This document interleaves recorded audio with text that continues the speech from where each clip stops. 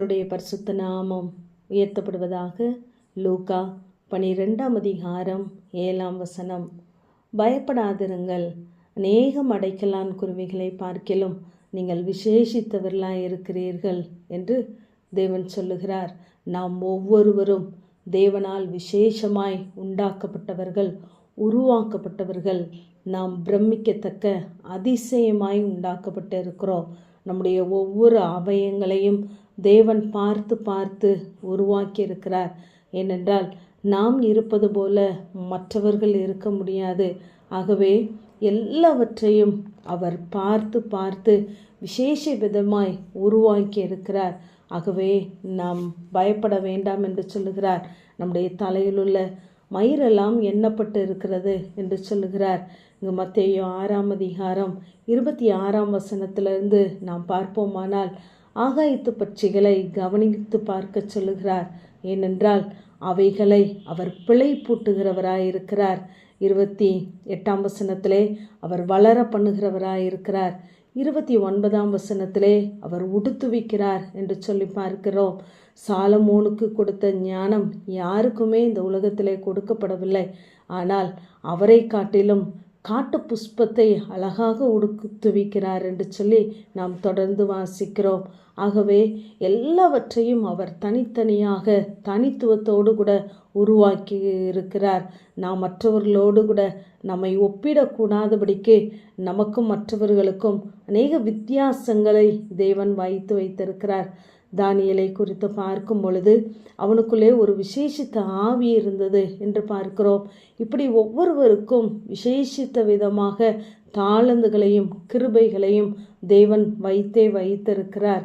ஆனால் நாம் நம்முடைய வாழ்க்கையிலே நாம் நினைக்க வேண்டியது, எனக்காகவே தேவன் இந்த உலகத்திற்கு வந்தார், எனக்காகவே மரித்தார், எனக்காகவே 3ஆம் நாளிலே உயிர் தெழுந்தார், எனக்காகவே கிரியை செய்கிறார், எனக்காகவே மீண்டும் வருகிறார் என்று இப்படிப்பட்ட தேவனை தான் நாம் ஆராதிக்கிறோம்.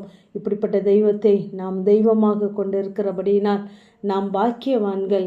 ஆகவே நமக்கென்று வந்த தேவன் நம்மை விசேஷ விதமாகவே அவர் பார்க்கிறார்.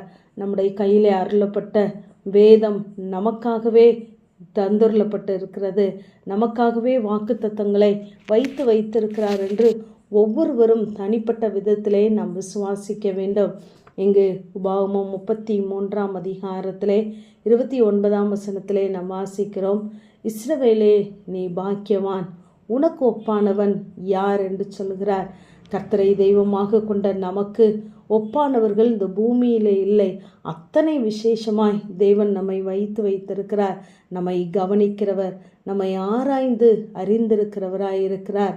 நாம் அநேக வசனங்களை வாசித்து பார்ப்போமானால் குருவிகளை பார்க்கலும் விசேஷித்தவர்கள், ஆடுகளை பார்க்கலும் நீங்கள் விசேஷித்தவர்கள், காகத்தை பார்க்கலும் விசேஷித்தவர்கள், ஆகாயத்து பட்சிகள் என்று சொல்லி ஒவ்வொன்றாக சொல்லிக்கொண்டே வருகிறார்.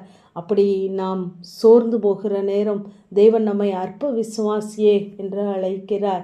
இன்றைக்கு இருந்து நாளைக்கு அடுப்பிலே போடப்படும் காட்டுப்புல்லுக்கு தேவன் இவ்விதமாய் உடுத்துவிப்பாரானால் உங்களை உடுத்துவிப்பது, உங்களை நடத்துவது அதிக நிச்சயம் அல்லவா? உங்களுக்கு என்ன வேண்டும் என்று நம்முடைய பரமபிதா அறிந்திருக்கிறார் என்று சொல்கிறார். ஆகவே நாம் பயப்படாதபடி, எதை கண்டும் சூழ்நிலைகளை கண்டு சோர்ந்து போகாதபடி, நமக்கு என்ன வேண்டும் என்பதை அறிந்திருக்கிற தேவனை மாத்திரம் நோக்கி பார்ப்போம். அந்த பரமபிதா நமக்கு வேண்டிய சகல நன்மைகளையும் நமக்கு வைத்திருக்கிறார். அந்த பரமண்டலத்திலே செய்யப்பட்ட அத்தனை காரியங்களையும் இந்த பூமியிலே நாம் அனுபவிப்பதற்கு நமக்கு அனுக்கிரகம் பண்ணுகிறவராயிருக்கிறார்.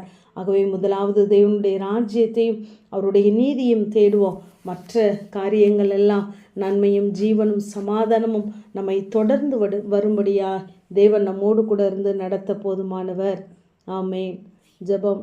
பிதாவாகிய தேவனே, குமாரனாகிய இயேசு கிறிஸ்துவின் நாமத்தின் மூலமாய் உடைய சன்னிதானத்தில் வருகிறேன். நீங்கள் எவ்வளவோ விசேஷித்தவர்களாய் இருக்கிறீர்கள் என்ற வேத வார்த்தையின்படி கர்த்தாவே, நாங்கள் உடைய பார்வையிலே விசேஷமானவர்களாய் நிற்க ஒவ்வொரு நாளும் உடைய சத்தம் கேட்டு சித்தம் செய்ய கர்த்தர் எங்களுக்கு உதவி செய்வீராக. உடைய ராஜ்யத்தையும் நீதியும் தேட உடைய வார்த்தையை நம்ப எங்கள் ஒவ்வொருவருக்கும் பலன் தாங்க. இயேசுவின் மூலம் ஜெபம் கேளும் எங்கள் நல்ல பிதாவே. ஆமேன்.